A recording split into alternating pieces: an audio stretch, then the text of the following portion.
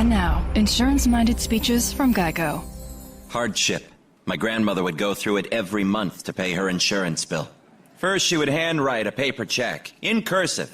Then, using her own tongue, she would wet a stamp for an envelope. Today, however, we need not weary our hands and tongues. Today, we can pay our Geico bill with the Geico app. Away with hardship, in with bill pay on the Geico app. Thank you. Blog Talk Radio.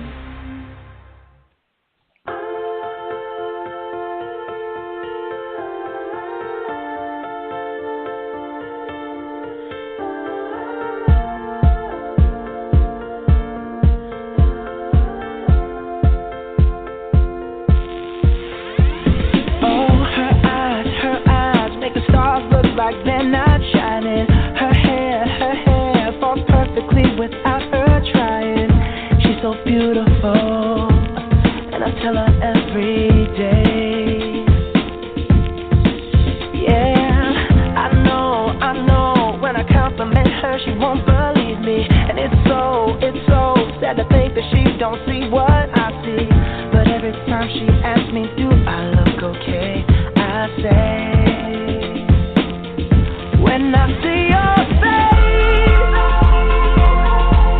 there's not a thing that I would change, 'cause you're amazing, just the way you are. And when you smile, the whole world stops and stares for a while, 'cause girl, you're amazing.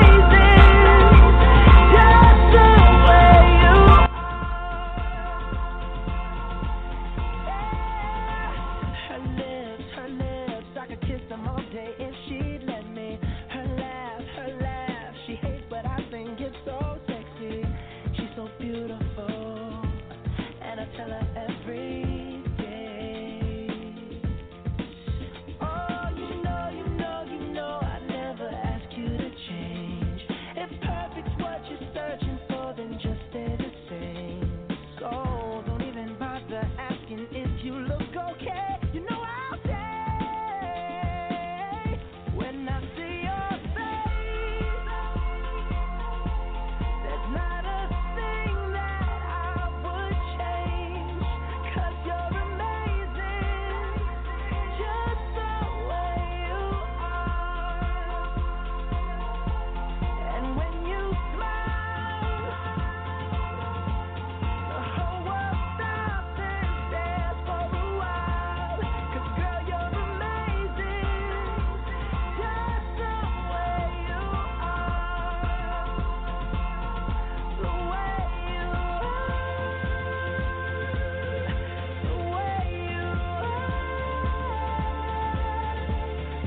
girl, you're amazing, just the way you are. When I see your face, there's not a thing that I would change, 'cause you're amazing, just the way you are. And when you smile, the whole world stops and stares for a while, 'cause girl, you're amazing, just the way you are. Yeah. Good evening, ladies and gentlemen. That was Just the Way You Are by Bruno Mars. This is Off the Chain. I am your host, Yvonne Mason, and yes, if it is Saturday night at 8 o'clock Eastern Daylight Time, it is time for Off the Chain. I played that song tonight for two very, very special people in my life. One is my little granddaughter, who is no longer with us, who was 13 when she died, and that became her theme song. And the other special person in my life who I've never met, but I love her so, so dearly, is my guest daughter, who has autism. And I hate labels, so I say that she has a uniqueness, because she is one of the most amazing children that I have ever had the opportunity to know from a distance, and one day I hope to get to meet her. So before we talk about this amazing child and my amazing guest, I have to do a little bit of housekeeping. I have to tell you guys, I am so thrilled at all of y'all. Brings tears to my eyes. I mean, just absolutely thrilled. This week has been rather trying, and things have had an undercurrent about them. So my solace has been the show. And this morning when I ran the numbers, it gets more and more humbling every day because we are at 62,168 listeners just on this show, with Australia being our top listening base. And Australia, thank you so much for continuing your support, and thank you for the Teskey Brothers because they are absolutely some of the best blues bands I've ever heard in my life. And ladies and gentlemen, we are at 78,587 listeners worldwide with all the podcasts. We're 1,413 listeners away from 80,000 listeners. I am so humbled. You have no idea how humbling this is because it's not my show. It's your show. It's you, the listeners, and it's you, my guest, including my guest, who I absolutely love with all of my heart. She is an amazing wife, mother, friend, and author, Julie Morgan. Hi, Yvonne. Hey, How baby. are you? I am fine. How are you? I'm much better now that we're out of the danger zone of the weather. We were just now, talking about. Yeah, Julie has been on here before. She's originally from Burleson, Texas, and she's always loved books, especially paranormal. And so she just decided one day, I'm going to live my dream, and that's what she's been doing. She worked in IT all of her life, and now she just writes and lives in Central Florida with her trickster husband and her beautiful, beautiful daughter. And the thing that she loves to do more than, or as much as writing, is reading stories to this gorgeous daughter. So now that we've gotten all of that out of the way, the hurricane. Before we jump into that, I just want to put out there that the first time you interviewed me, I think you were around 35,000 listeners. Woman, Yep. You are doing something right, so congratulations to you. Thank you, baby. That is huge. I have people You're like welcome. you in my life who keep saying, Yvonne, I'm coming back on the show. Book me, book me, book me. And ladies and gentlemen, I'm mean to them. I mean, y'all have heard. No, I'm not mean to my guests. I love my guests. They're absolutely amazing. We have fun on this show. We do. Y'all should hear us behind the scenes. And we're going to talk about. I have notes. I made notes. Oh my God. So let's tell the audience a little bit about your My adventures. beautiful child. Yeah, and you knew when that song came on, it was for her, didn't you? Oh, yes, absolutely. I just sat here and just smiled, and when I hear that song, I absolutely think of her. And I think of your granddaughter and your family and your husband and just every beautiful person out there. Well, your young'un has made so many strides and has She really has. proven to the world and even herself that there's more to her than just that beautiful face. Oh, she surprises me every day. Even today, she brought up a topic of something that happened, I think, when she was maybe 3 years old. And I thought, you remember that? Really? Oh, my God. Dude, Yes. hell. And I just was like, what? She started talking about her Montessori school she used to go to. That was her first schooling experience. And we were real happy with the school she went to. They were a wonderful, wonderful school. And this was before we had her diagnosed. And they did really well bringing her out of her shell. And it wasn't that they got her talking or they got her to express herself or anything like that. That was already there. She was memorizing speech, but not necessarily talking, if you know what I mean. She just would say things like learned responses. And that's how she would talk to people. She would mimic, yes. but she's very independent. So if she wanted something, she would just get up and go get it, without saying, like, I want a drink of water. She would just go up and get a cup and reach for the refrigerator, and then, we'd go help her and figure out what she wanted. But it wasn't soon after Montessori, she was ready for kindergarten, and we enrolled her in a Christian private school. And there's nothing wrong with Christian private schools if your child does not have a disability. And I hate to call what my daughter has as a disability, but in this case, in this type of situation, it was. And they were the worst people in the world I've ever met. And I was completely devastated with how they treated my daughter. And I ended up canceling the contract with the school and pulling her out and putting her back in Montessori until I could figure out what to do with her. And in the sense of, do I go public school? Do I try to find a special needs school? I'm not really sure where to go from here. And we still had not had her diagnosed as of yet. And so we called the Montessori school, and they just, with open arms, bring her back. We'll keep her here as long as you need us to. And they were wonderful people. They told us within the first week she had regressed so much. She wasn't talking. And at one point, she, rather than telling them she needed to go to the bathroom, she was too scared to ask and pee herself. And it just made me sit back and think, what the hell did this school do to her? And I'm not trying to say bad things about the school or any school in general, but if there might be an issue, face it head on. Exactly. Do your child a favor, face it. No parent wants to go through the diagnosis phase of, oh, my God, there's something different about your child. Not wrong, but different. No parent wants to go through that. I didn't want to go through that. When the diagnosis first started coming out, just taking the steps of walking in the door was the hardest thing I ever had to do. But the moment that they started reading diagnosis back to me, I just completely shut down. And thank God my husband was there and listened, because when the first thing they told me was epilepsy. Well, hey, no, she doesn't have epilepsy. None of us have epilepsy. Oh, she does. She has epilepsy. And then after a blood testing done, that's where they got the official diagnosis that it was 17th chromosome duplication, or 17q12. And I'd never heard of that. And so, of course, as a mom, I'm going to research this and find out what it is. And I did. And the 17th chromosome duplication can be very mild to very severe.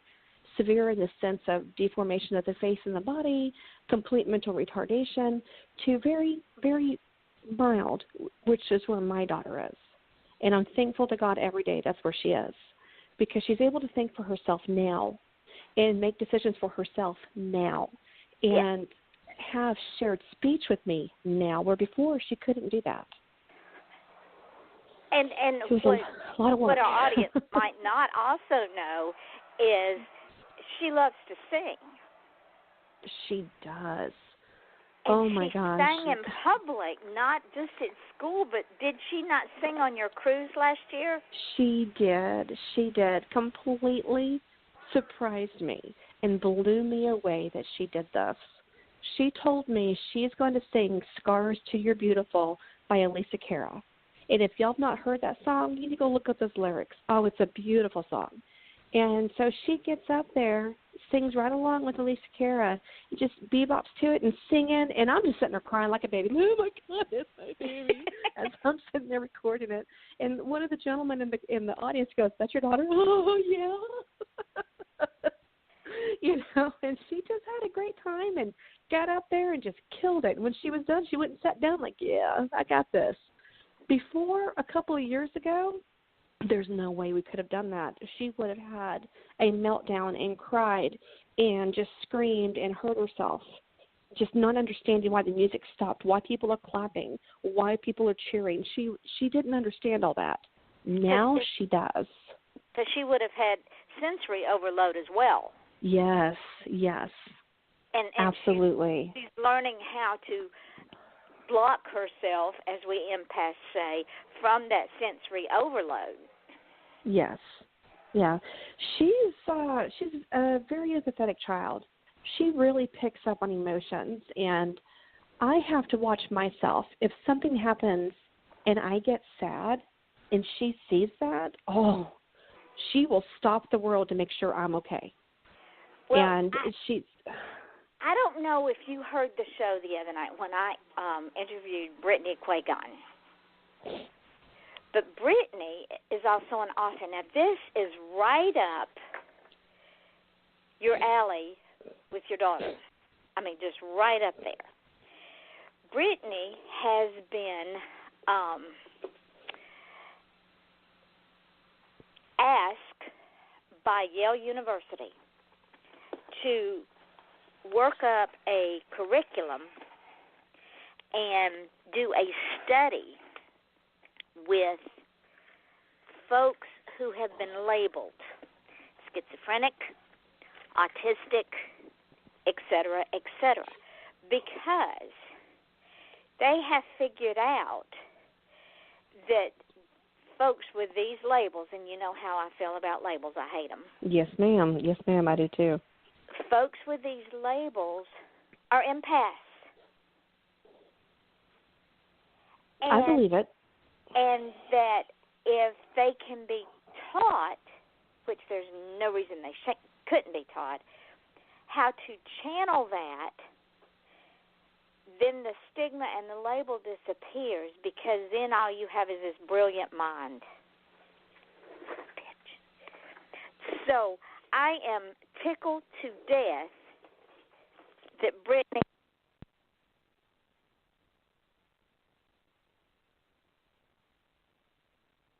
Yvonne, did I lose you?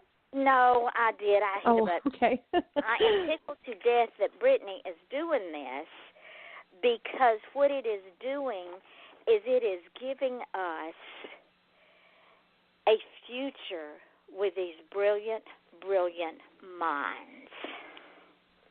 Well, that is amazing to hear, and I'm really looking forward to seeing what happens with what she discovers and what she comes out with.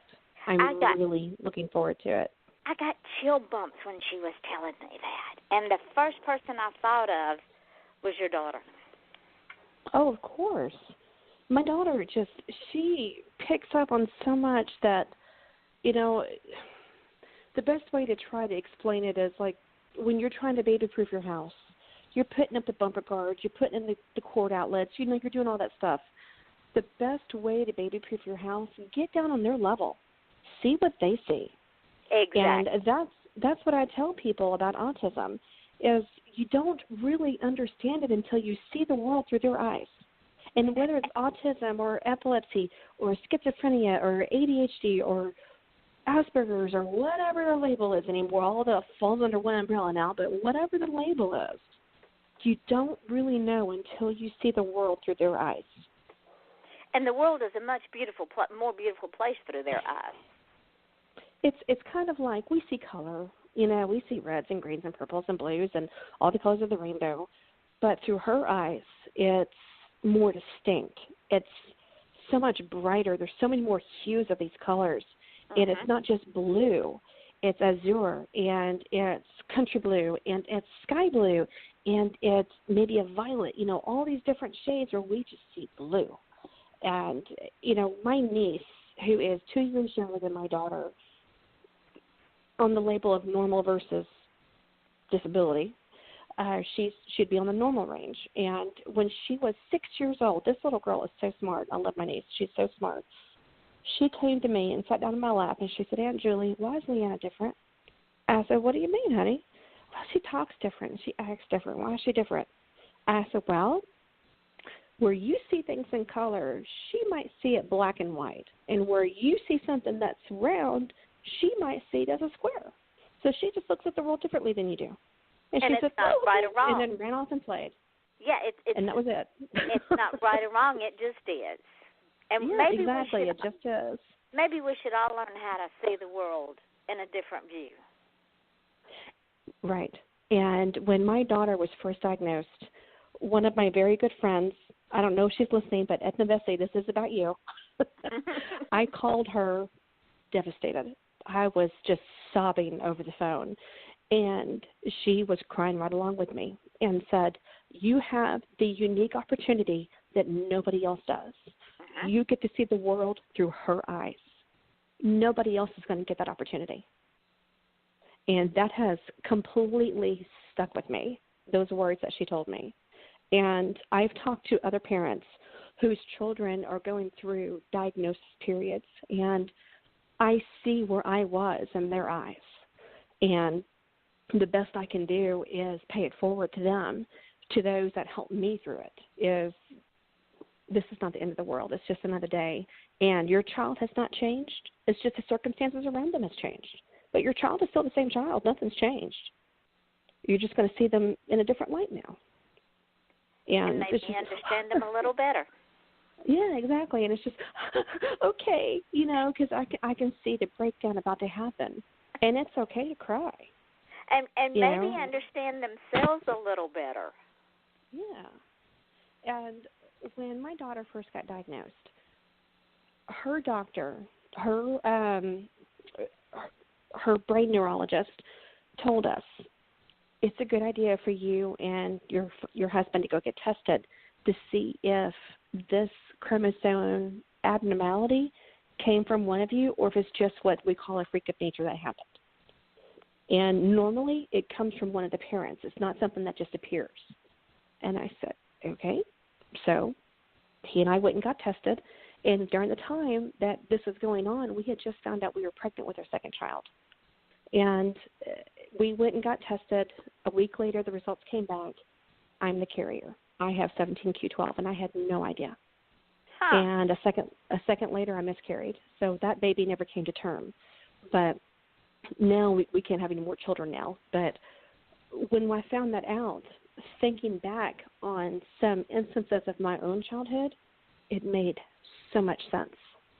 Just some things that I went through as a child that I did maybe that was different from others around me. I was very socially awkward as a kid. You wouldn't think so knowing me now, but as a kid, oh my God, I was very socially awkward. I cannot imagine. Julie Morgan.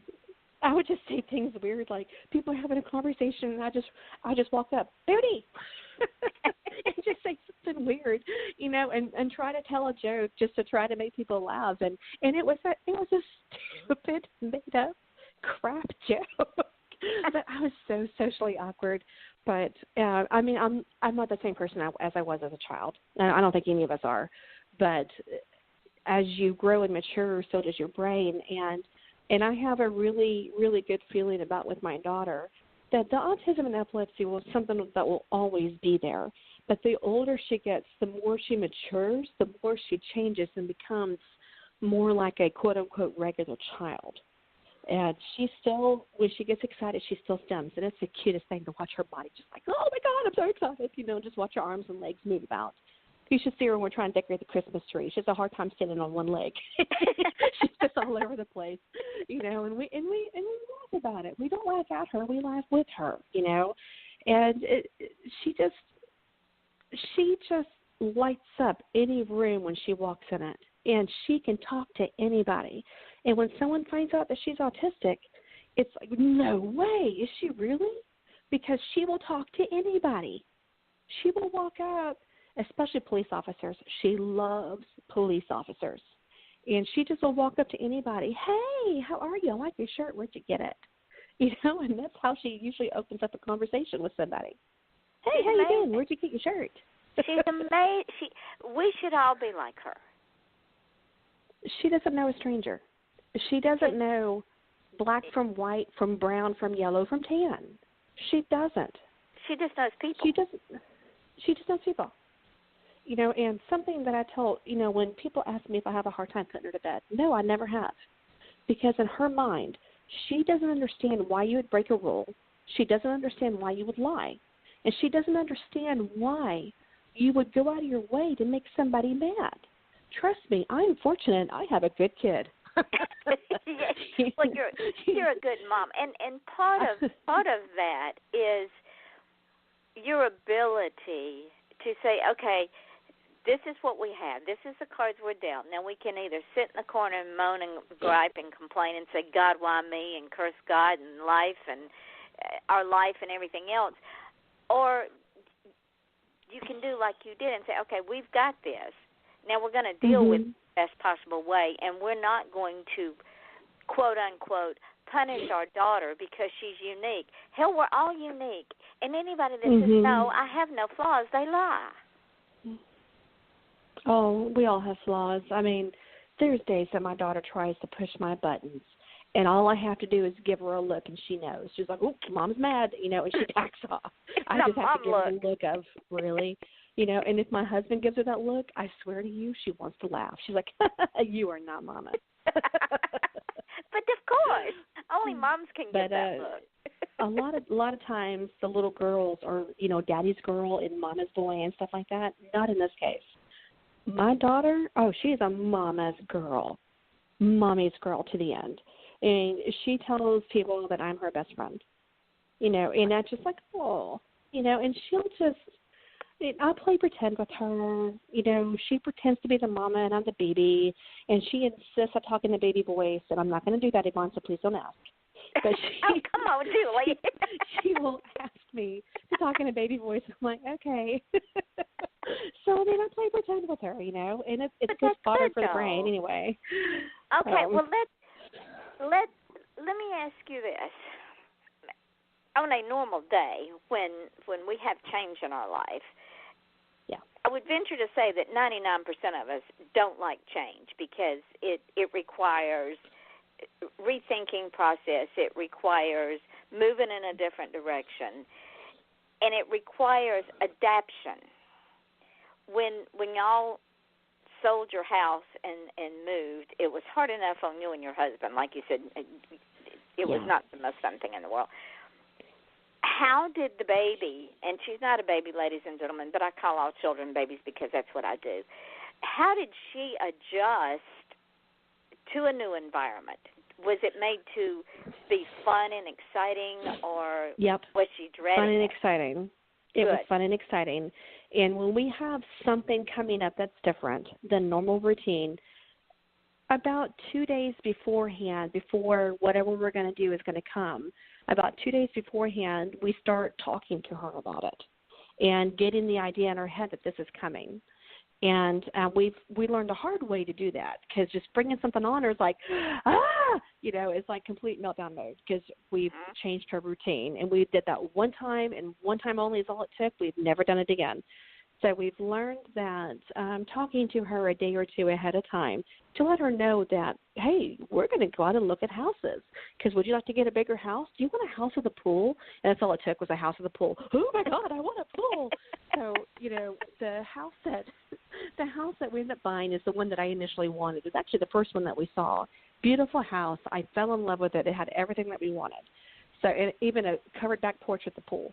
So I looked at it first. I had my husband's younger cousin with me, and I call her my niece because she's old enough to be my niece. She just turned 17. Her name's Alexis, and I had her with me when I first saw the house. And she's like, she calls me Aunt Julie. Aunt Julie, oh, my God. I could come over here every day and go swimming. Like, yeah, fight Leanna for the pool.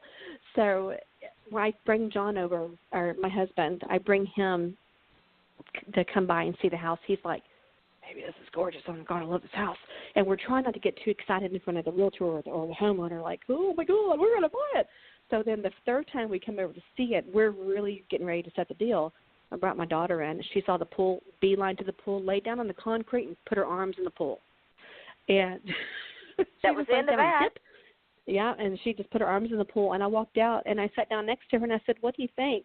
And she looked up at me, and I swear to you, her voice took on a demonic tone, and she goes, this is mine. This is mine. And we laughed so much, and I, got her up, and she goes, I got chlorine in my arms, Mommy. I went swimming. So I took her inside the house, and I said, this is good. She's good. And we let her pick out her room, which is, of course, the room by the pool. And she was fine. She knew that we were going to pack up, and she knew that we were going to move, and she was all good with it. And it was because we prepared her. And rather than springing on her, oh, by the way, honey, we're moving. What? Yeah, so just preparing her ahead of time. And we took her to a bunch of houses with us to go look. But this is the one that we fell in love with, So, but, yeah, she did good with it once we got her settled in the idea that this is what we're going to do. So now y'all are all moved in, and since y'all have moved in, now, ladies and gentlemen, Julie is insanely funny. I mean, especially when she is going under anesthesia. Oh, my God. I have so many stories. Oh, my God. Now, you wouldn't know it in her books because her books are drama. Deep, dark, heavy. Yeah, they're deep, dark, and heavy. But Julie is insanely funny. The woman is not, she ain't got sense enough to get in out of the rain. She's that funny. Now, she had a scare, and as women should do, that is, go have mammograms done. I had one and said, that's all I'm doing. I'm not doing it anymore because I'm not one to having my boobs pressed in a cookie press and no, thank you. Let's talk Once was how enough flat we can get them. Exactly. Yeah. There's not that much there to begin with, but then when you stretch them 3 miles out and put them in this cookie press, I said every man should have a mammogram done at least once in his life, just to see. But anyway, Julie did. She went and had all this done, and there was this a is my knot first there. one, by the way. This is my first mammogram, by the way. Aha. See, her first mammogram. Well, she found a knot, and she named the knot. Now, you pick up the story because this is so funny. Okay, so I went and had my first mammogram done, and I got a letter in the mail that says we found something. We want you to come back in. I showed my husband. He goes, oh, yeah, the machine probably messed up. So I had it in my head. Yeah, the machine messed up. So we can win. We walked past the machine and take me to the ultrasound room, and I went, oh, my God, this is real. And so they're looking, and I see this big old black mass show, and I went, oh, shit. Excuse me. Oh, my God. You know, I'm looking at it, and I said, oh, that's real. And I said, oh, yeah, this is what we found on the mammogram. And then I started crying because I didn't think it was going to be serious. And it turns out not serious. It wasn't cancer or anything like that. But I leave the room, and I call my husband. I'm like, oh, my God, this is real. And I'm calling, and he's like, calm the hell down and drive home. So biopsy later, which, oh, my God, that hurts so much. But biopsy later, it comes back. They said it's not cancer. But my doctor refers me over to Moffitt here in Tampa anyway just to go get further tested because this is what they do. This is Moffitt. It's what they do. So I go over there, and they were wonderful people. I go over there, do a series of tests, do a series of mammograms and MRIs and everything you can think of to the girls. And stretched, poked, prodded, pressed, laid down on the x-ray machine where they hung through. It was very awkward, but I fell asleep, so I didn't care. So, you know, it was fine. So day the surgery comes. They get the IV hooked up into me, and my husband gets the video recorder out. He goes, I'm going to get this, because she's always saying something funny, you know. And they said, well, you can do it here in the room, but out in the hall we can't let you record because of HIPAA stuff. And he's like, yeah, that's fine. So she goes, do you want the cocktail or you just want to go under? I said, oh, no, honey, hit me with the cocktail. This is the best part. So they put the cocktail in, and I was sitting there, you know, looking around, and I said, oh, my God, yeah, I can feel it. As they're wheeling me away, and I get down the hallway, and I tip my hands in a rock and roll sign, and I said, they're infecting the Bob. Death to the Bob. Rock and roll forever. Screaming down the hallway. Doctors and nurses are turning around and looking at me and laughing. I don't care. I'm never going to see him again. Yeah. And the next thing I know, I'm waking up in my recovery room, you know, and then the doctor said she had a good laugh, and the nurse came in. She was giggling, and I was like, that's so funny, you know, trying to come out of anesthesia. And she goes, you're all like rock and roll forever, going down the hallway. Only you, Julie. Only you, my daughter. Only me. Only me. Only Julie would name the mask Bob. Oh, I did. I'm going to call him Bob, and Bob's going to get evicted. And she's posting it on social media. Today is the day Bob gets evicted. There's another surgery I had on my wrist to have a ganglion cyst removed, and the nurse has told me this. I don't necessarily remember saying it, but it doesn't surprise me that I did. But they, when I came out of anesthesia and I'm waking up, they told me that the doctor was leaning over me, and he goes, do you remember where you are? Do you remember your name? Just to make sure that I'm okay. And they said, I sat up in the bed and looked at him and said, yes, I do, and you can call me effing fairy princess. But used the F-bomb, effing fairy princess. And I told my husband about it, and he laughed. He goes, what were you dreaming about? And I said, I don't know. And when I was finally waking up, I was F this and F that, and F you and F him and blah, blah, blah, blah, blah.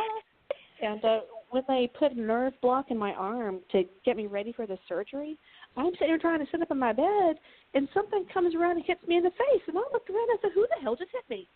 And the nurse next to me is cracking up. He goes, that was your own arm. And I went, oh, plot bunny, I could be like Dr. Feelgood and like kill people off while they're awake. Oh my God, And the nurse, it was a male nurse, and he was laughing, when I realized it was my arm. But then when I said that, he went, that's not funny. Sure it was. You're a writer. We're writers. We understand it. Oh, now, I love talking about these stories. It's making me laugh. I told y'all she was funny. I told y'all the woman was funny as all get out. Now, before the show, this thing pops up on my Facebook feed and says, Julie Morgan is live. And I went, what is she doing? She's got to get ready for the show. God. Well, she's sitting in her chair laughing her ass off because she got scared by a ghost. Tell that story. I'm sitting in the chair. And I'm writing in my book, minding my own damn business. Daughter's playing in her room. My husband's, taking a bath. And I'm minding my own business. And I see something pass by me. I'm like, what? And I look up, and there's this ghost that goes across my ceiling. I went, oh, my God. Oh, shit, that's a lot.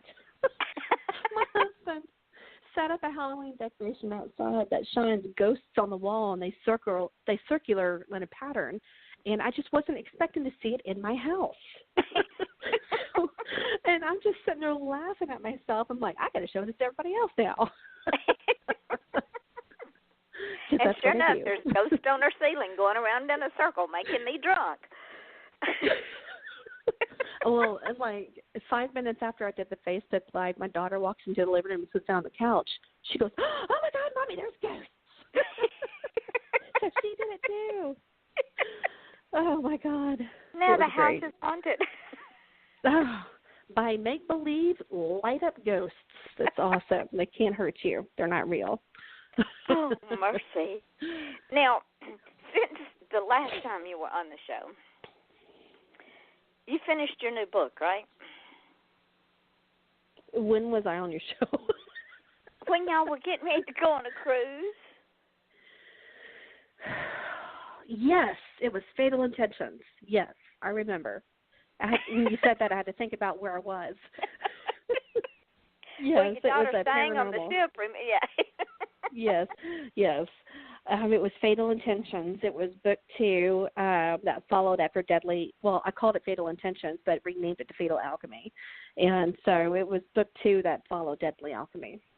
Okay, for the folks that haven't followed you lately and are new to the show, because we got a whole bunch of new listeners, explain to them about that series.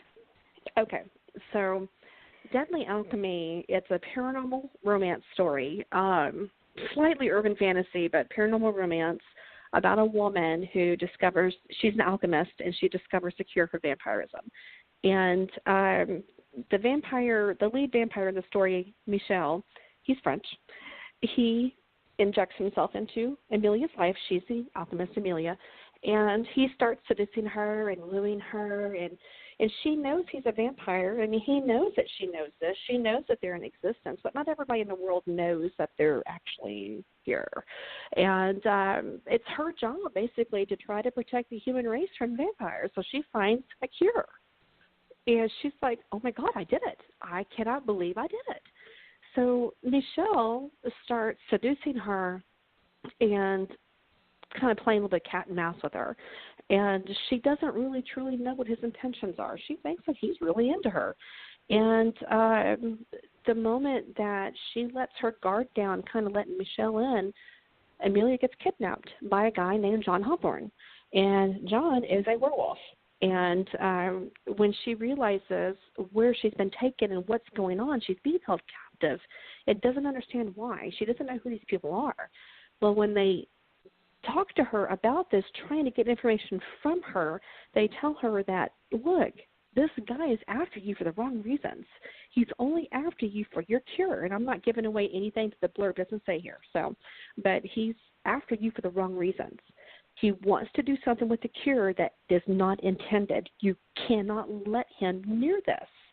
And she's like, why? What do you have to do with this? And he tells her, we're only in existence because they're in existence. If they are gone, we have no reason being here. You are going to wipe out a population of men, women, and children by curing vampires. And so that kind of goes to the hook of the story. How do you choose who lives and who dies? And so it's whether to keep the cure or destroy it. What happens with it?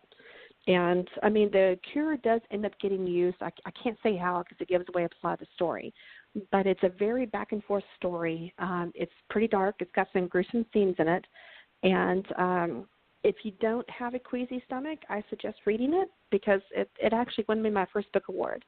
And if you're not familiar with steampunk, the book is a little steampunkish. Steampunk is Victorian era with some mechanical body parts. So think like futuristic weapons and gadgets and gears. And if that still doesn't really make sense, go out there and Google steampunk. You'll see some images and you'll know exactly what I'm talking about. Love so that was the steampunk. first. I love steampunk. So that was the first book, is Deadly Alchemy. And Fatal Alchemy picks up where Deadly Alchemy leaves off. And Fatal Alchemy, you get to meet new people. And you get to meet Marcus, who is rising in the ranks after Michelle. And he's, trying to be head honcho vampire. He's like, I'm going to take them down. I want to get this cure, and I'm going to do blah, blah, blah, blah, blah. And then at the end of Deadly Alchemy, you meet Sarah, who is another alchemist there to help Amelia. And so this story is Marcus and Sarah's story. And he's out to get her. She's out to get him. They're going to get each other. And in the process, oh, my God, they fall in love. Go figure. Yeah, go figure. So, but there's new monsters. There's new enemies. I brought in necromancers. If you're not quite sure what a necromancer is, it's basically, for lack of better terms, a witch who can control the dead. So imagine trying to raise somebody from the dead. That's kind of gross, like zombie, ew. But in this case, the dead would be the vampires. So, imagine basically having a puppet master is what these women are. And the third book, and the second book, there's a lot of, again, back and forth on the story. And it doesn't leave really on a cliffhanger. The story ends, but there's two characters that you're like, oh, my God, what happens to them? It's Adam and Sophie, and they get their story told in Wicked Alchemy, which is coming soon. I've got it in edits right now. And with Wicked Alchemy, again, you get to meet new characters, new stories. There's not necessarily a cure this time. That's the focus of the story. It's something else, and somebody's killing the werewolves and turning them against each other. They're trying to figure out who, where, why, how, and it's there's a lot of deceit happening in the story, and it's pretty wild. It's pretty action-packed, so I'm excited about it, about getting it out there in the wild, and it's going to be the last story in this series to wrap it up. And then where are you going from there? Oh, gosh. I'm writing a book right now, and I'm not sure if y'all are familiar with Kat Johnson. I met her a couple of years ago at an event and just completely fell in love with her. She has a Kindle world out there called Hot Seals, like Navy SEALs. And she knew that I wrote my Special Ops series with Delta Force and Sniper and offered me an opportunity to write in her world, I think maybe 2 years ago. And I haven't had a moment to really sit down and think of what I could do until a month ago. I had a dream about a story, and a lot of times it's where my stories come from, is from dreams. And I had a dream about this particular story, and I woke up and quickly jotted it down so I wouldn't forget. And I contacted her, and I was like, I got a story. Oh, my God, do I have a story? She's like, write it. So I'm in the process of closing in on the end of it. The title is called Guarded by a Seal, and it's what I'm working on right now. It's real people. It's not paranormal. And it's a woman who's escaping, who has escaped an abusive ex. He almost killed her. He killed her father and almost killed her. And he's been put in prison, and she moved across the states to Virginia Beach, where GAPS is located, which is in Kat's world. It's the Guardian Angel Protection Services. And she moves over to Virginia Beach, and the day of her father's anniversary of his death, she gets a letter in the mail that her ex has escaped prison. So that's really where the story kicks in, is in the first chapter when all of this is happening. And she meets Jax, who is a former Navy SEAL that now works for Gaps, and he's been hired to be her bodyguard. And does he guard her body? Woo, it's hot. Yes, ladies and gentlemen, she does that. She writes that kind of world. Oh, it's fun, and I'm setting it up to have another book or two in this world with different characters. So it'll be fun to see where it goes. And I'm looking to publish it in December, so look for that. It's Guarded by a Seal. And other than that, I've got Wicked Alchemy coming. I'm plotting out 2 new series. I think it's 2 others, 2 paranormal series. One of them is about a woman who is a vampire hunter, not like Buffy. It's nothing like that at all. It's completely different. And the other one, a little taboo, but it's a paranormal story about a priest. And somebody asked me if there's going to be some smut in it. I'm like, are you kidding me? Of course. So that'll be coming. I'm hoping in 2018 I'll get those started.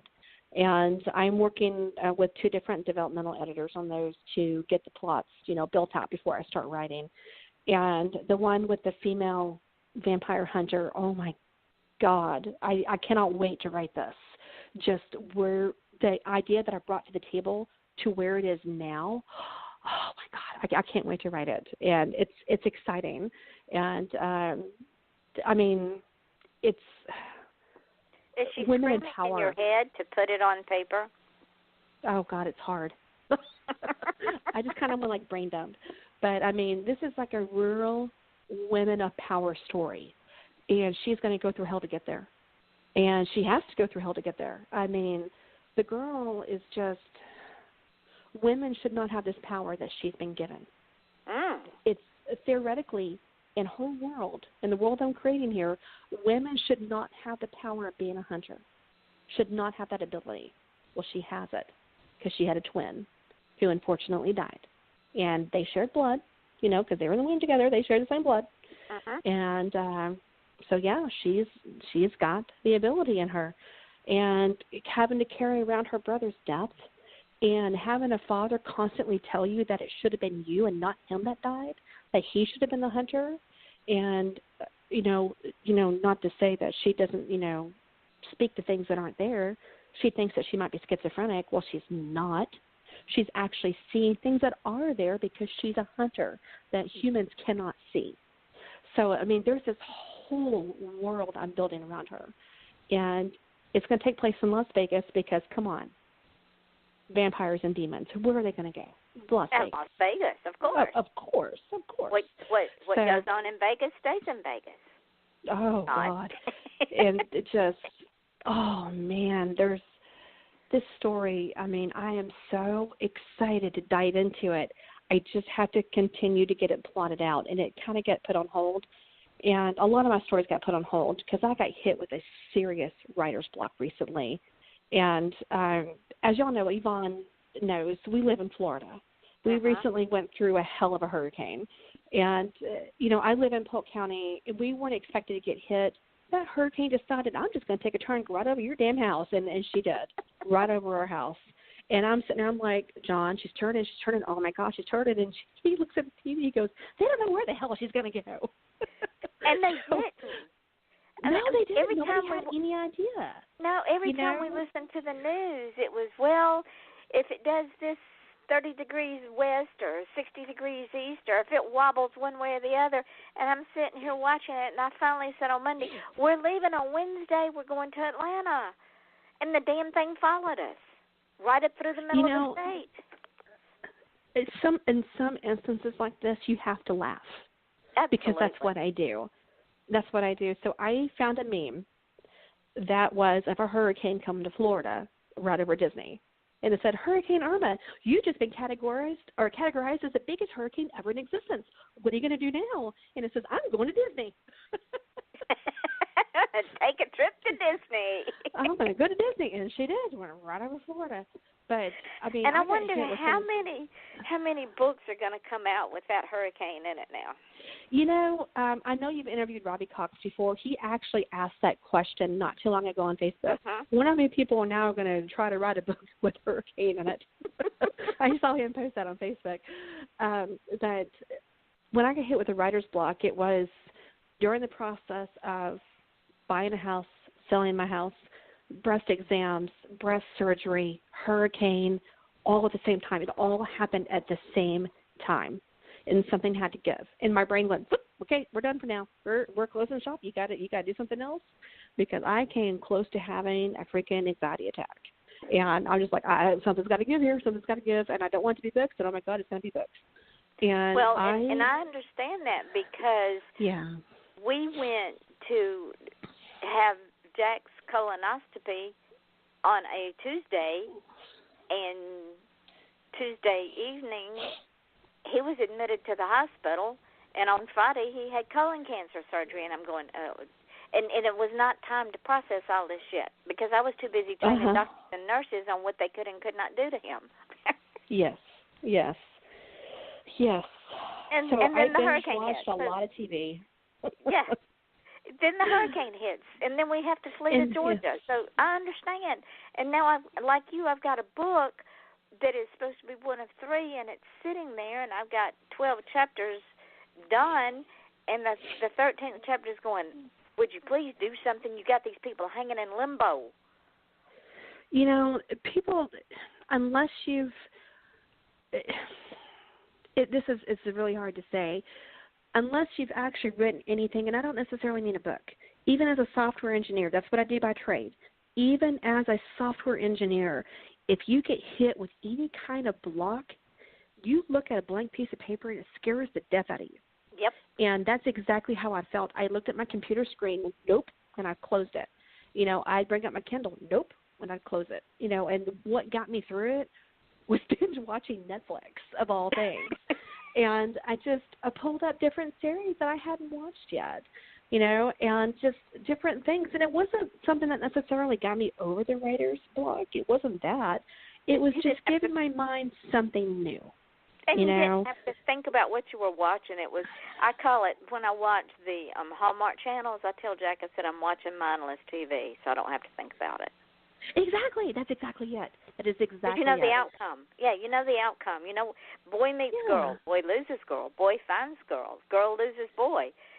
Third party hops in. And you know where it's going to end up, and you don't have to think about it. You can just sit there and look at it and go through the motions.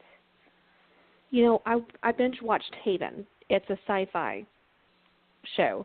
And there's a lot of paranormal stuff that happens in it, but it's like a science fiction paranormal. It's not like vampires and werewolves and stuff like that. It's more like magic, I guess, and magical elements. And I binge-watched 5 seasons of that, and it took me probably 3 weeks to get through all of that.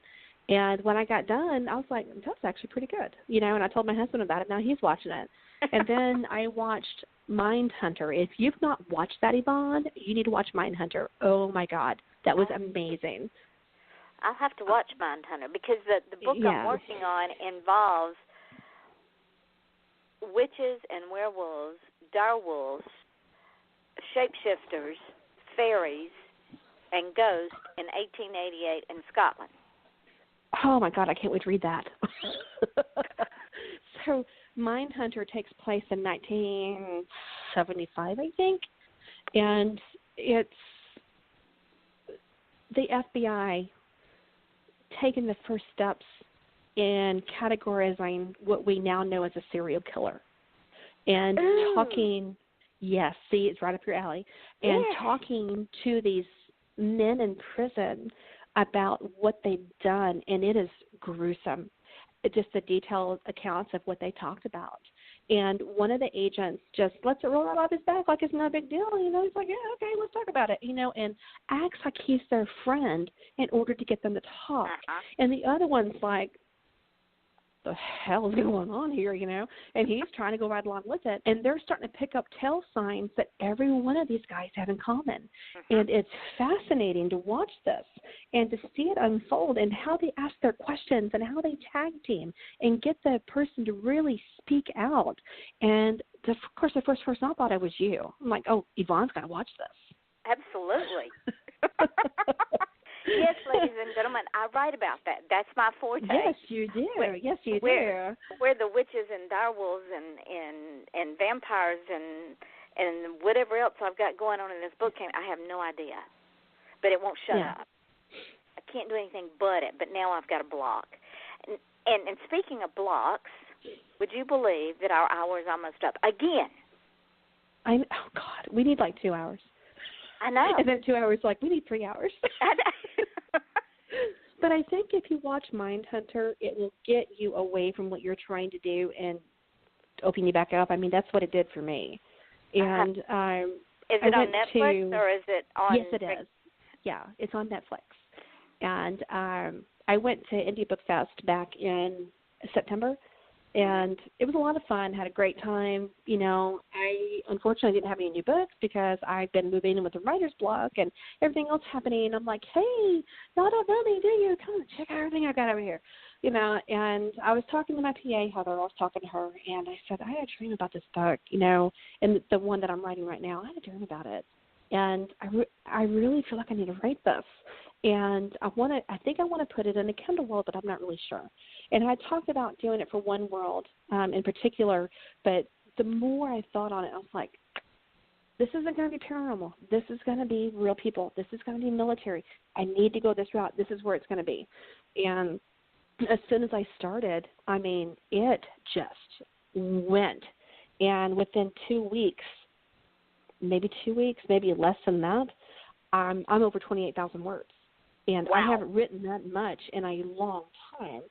And one of the lines that I wrote in my story that when I did it, I was just like, oh, my God, I wrote that, you know. That's good. You know, when I did it, and I was so excited. And the line is, a man's home may be his castle, but just as the walls of Jericho came tumbling down, so too will the heaviest of fortresses. And when I wrote that, I was like, damn, that's good. That is good. And speaking of good, before we run out of time, my darling, I know we need 2 hours. Tell the folks where you can be found and where your books are. Yes, I am all over the place. So you can find me on Amazon, Barnes & Noble, iBooks, Kobo, whoever you read on, and I also have paperback. If you go to juliemorganbooks.com, that's my webpage that will get you all the information you need. You can also join my newsletter, and by doing so, you will receive a free book. It's Symphony of Night. It's the first book in a spinoff of Chronicles of the Fallen. So it's if you're into paranormal romance with a menage twist, that will be right up your alley. You will receive that for free. And if you go to Amazon, just look me up, Julie Morgan. You'll see everything that I've got published there as well. And you can also find me on Facebook, Twitter, Instagram. I'm all over the place. Don't be shy. I don't bite. I talk a lot. Oh, she just nibbles a little bit. But yes, ladies and gentlemen, no, y'all can't go now because, first of all, I have to thank my beautiful friend for spending an hour with me that just absolutely flew by. And, you know, don't hang up after the show goes off the air because I have to tell you all the good stuff. And starting Wednesday night at 8 o'clock Eastern Daylight Time, we start out a whole new week. It's the last week of the month. So you want to join us on Wednesday night because that whole week's going to be exciting. And the difference between who you are and who you want to be is what you do, ladies and gentlemen. And I'm going to leave you with that one tonight because if you want to be something great, you stop asking permission and you just do it. Yes, agreed. And so join us next Wednesday night at 8 o'clock Eastern Daylight Time when we start out with a whole new line of guests. It's going to be a marvelous, marvelous week. In fact, we might even talk Julie into one night co-hosting if she's not otherwise engaged and wants to help out. I love it when my guests come and co-host. It's so much fun. Oh, I'll be happy to do whatever you need me to do. Just let me know. Okay, well, you just pick the night, go and look at next week's show, and you just tell me where you want to come and co-host, and we'll have fun with our guests. Okay. So see how easy that was, ladies and gentlemen? So remember this. The difference between who you are and who you want to be is what you do. And if you want to reach for the stars and grab the moon, then that's what you have to do.